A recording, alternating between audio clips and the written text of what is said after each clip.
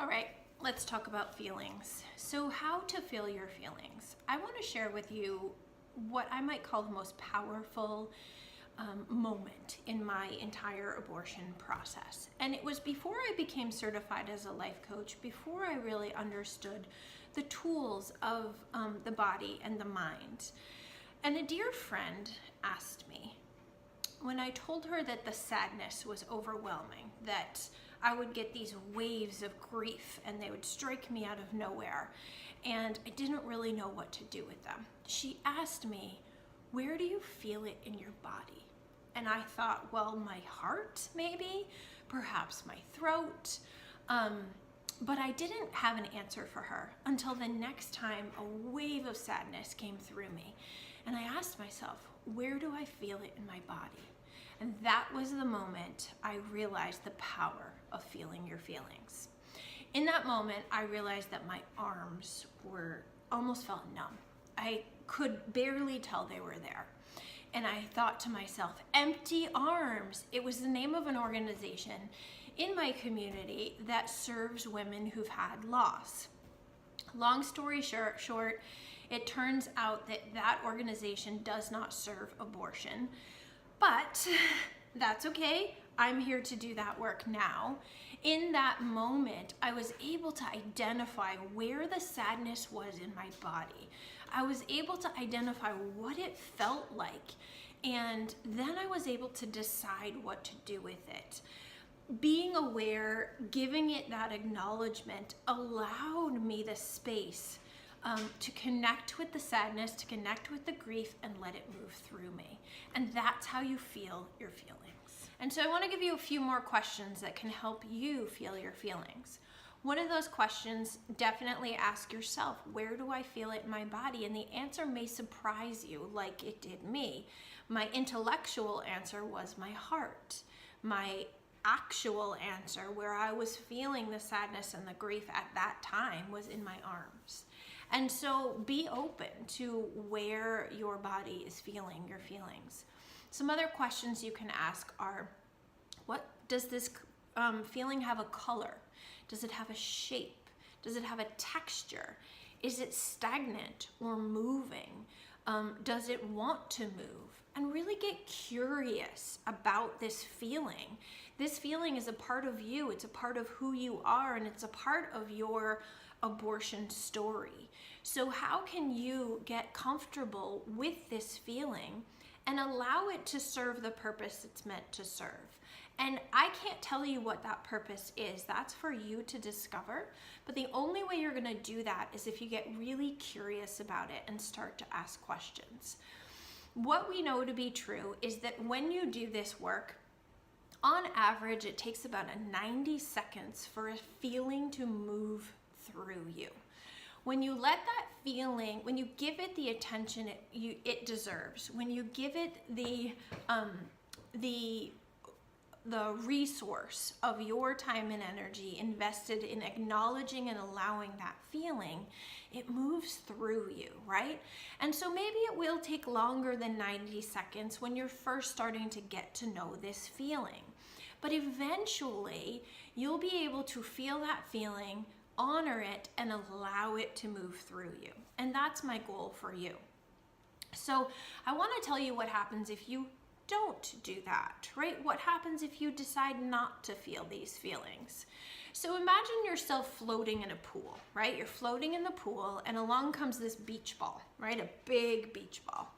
And it represents all of your feelings. It represents some past shame, grief, sadness, anger, frustration, whatever the feelings are that you maybe don't like so much that came from your abortion story.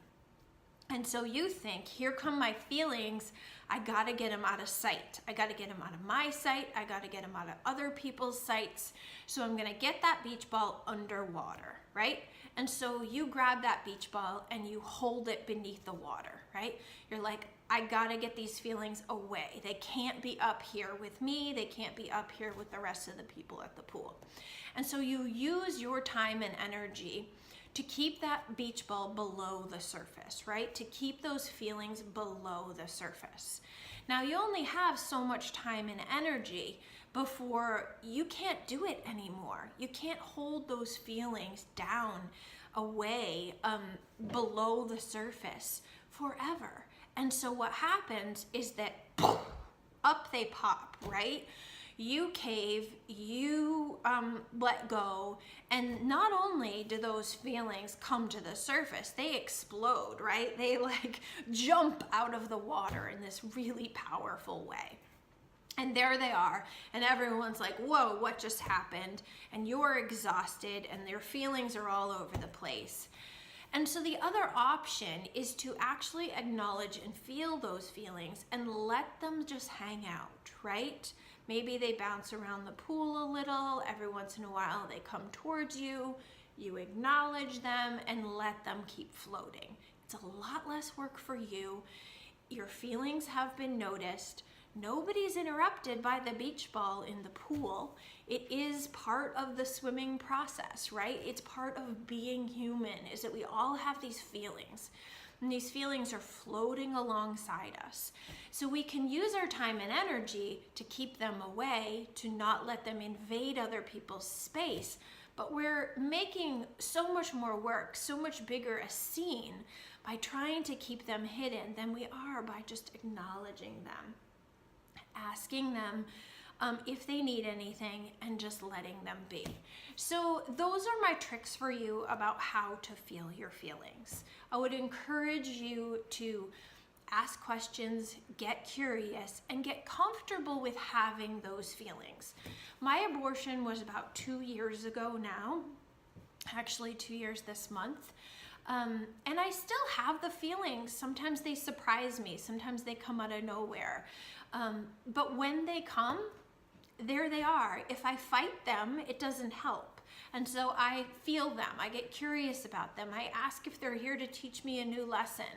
I don't resist any of the feelings. And I think for many of us who've had abortions, sadness and grief are a very tricky one, because we maybe have this story in our heads, or we have this cultural story.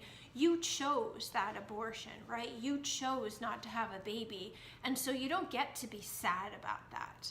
Well, I want to tell you that that's not true. You get to be whatever you want to be about your abortion, as often or as much as you need to be. No one gets to tell you whether or not you can feel sad.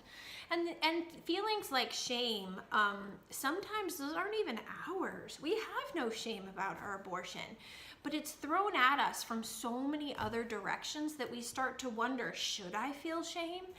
So your abortion's gonna look different. It's gonna look different for everyone.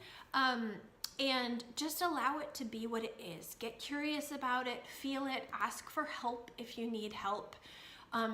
Invite someone to hold that space with you to feel your feelings. This is the work that we do in life coaching, and I would love to do that work with you if you're ready for it. Excuse me. But those are my tips for how to feel your feelings. So try those out, see how they go.